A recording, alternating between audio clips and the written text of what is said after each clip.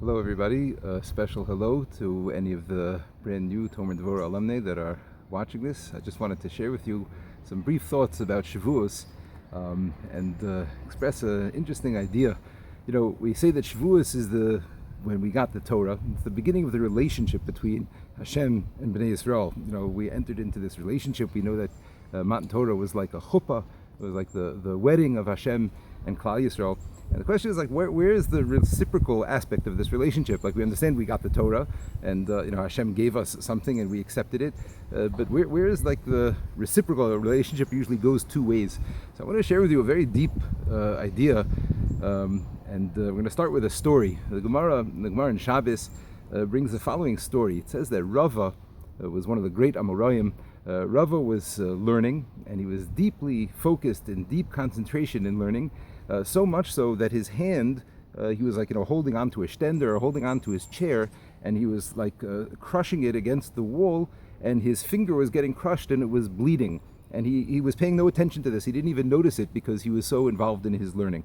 And the Gemara relates that a tzadduki came over, a tzadduki, and the Tzadukis are the group of Jews that accepted the Torah Shebechtav but did not accept the Torah Shebal Peh. And a Tzaduki came over and he said to Rava, "I'm a paziza, you're from an impetuous people, sheikdamtem nasa lenishma, that you said nasa before you said nishma." That's what the Tzaduki said, right? And he said, "Look at you, you're still acting impetuously. Look at you, you're learning Torah and you're bleeding and you're not even caring. You don't even pay attention to yourself." So this is a very interesting Gemara. The Tzaduki is calling us impetuous. We're impetuous that we took on the Torah without knowing what was in it. We said Na'aseh v'nishma, and look, you're still being impetuous to this day. So the question is, a couple of questions. But first of all, in the Tzaduki's Torah, they also have Torah Shebechtav, and in the Tzaduki's Torah it also says Na'aseh v'nishma. As Kol Asher Diber Hashem Na'aseh v'nishma. It says in Parshas Mishpatim. So what is he saying? And secondly, what does a tzadduki have to do, with Na'aseh v'nishma? Why does a tzadduki have a problem with Na'aseh v'nishma as opposed to anything else? So to answer the first question, a very interesting insight that was said by my Rebbe, Zecher Tzadik Levracha, Rav Yisrael Wolfson, Zechron Levracha. He said a very beautiful thing. He said, yes, tziddukim have the Torah Shebechtav, and they have those words, Kol Asher Diber Hashem Na'aseh v'nishma.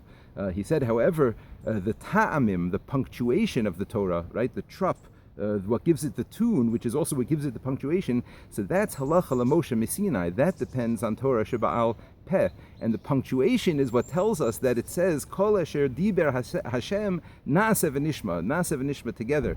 Rav Wolfson Zechron Levracha said a tzadduki would read that pasuk, Kol Asher Diber Hashem Na'aseh. Anything that Hashem already said Na'aseh will do. Make a stop over there. V'nishma, we're ready to hear further what Hashem has to offer. However, they don't have to read the pasuk as saying Na'aseh v'nishma. But what about the second question? What is it that the tzadduki in particular has an issue with Na'aseh v'nishma? What does that have to do with accepting Torah Shebal Peh or not? So I wanted to suggest an idea that I think is very beautiful, and it goes as follows. The Torah tells us already when Bnei Yisrael were in Mitzrayim, in Parshas Bo, the Torah tells us Hashem gives us the mitzvah HaChodesh Hazeh Lochem, Rosh Chadoshim. Hashem gave Klal Yisrael the mitzvah already in Mitzrayim. Hashem gave Klal Yisrael the mitzvah of Rosh Chodesh. Now, what is this mitzvah of Rosh Chodesh? This is a mitzvah that Beis Din here has to set the day of when the new moon appears, and that makes it Rosh Chodesh. And then everything else in the month follows that day. All the Chagim, any Yomim Tovim, any special days in the calendar are going to follow whatever day the Beis Din determines to be Rosh Chodesh.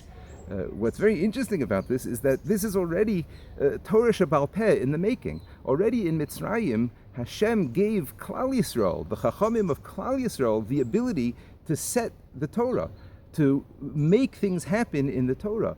And one could say, perhaps, that Hashem himself did a sort of Na'aseh v'nishma with us. Already in Mitzrayim, Hashem showed us that trust. He showed us that faith, that trust that He had in us, that he could trust us with His Torah. He could trust us to affect the Torah, and He would follow suit. We would make Rosh Chodesh, and He would make that happen. Now, a tzadduki doesn't have Torah Shebal Peh, so a tzadduki never had that experience of Hashem placing that love and that trust in him that way. He never had Hashem place that trust in him and say, here, I'm giving you the mitzvah of Rosh Chodesh, you set up Rosh Chodesh, you do what you're going to do. In fact, a side point, but the Chassam Sofer as a tshuva, he discusses how did the Tzedukim make Rosh Chodesh? How did they know when to make Rosh Chodesh if that is all based on Torah Sheba'al Peh?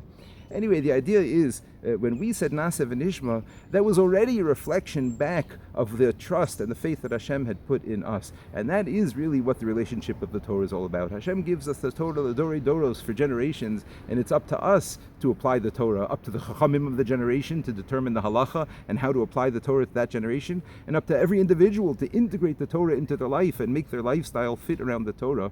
We should all be zocha, Mirz Hashem, to follow with a na'aseh v'nishma of our own, ki ish echad, b'leiv echad, with achdus together, be zocha to be makabel the Torah.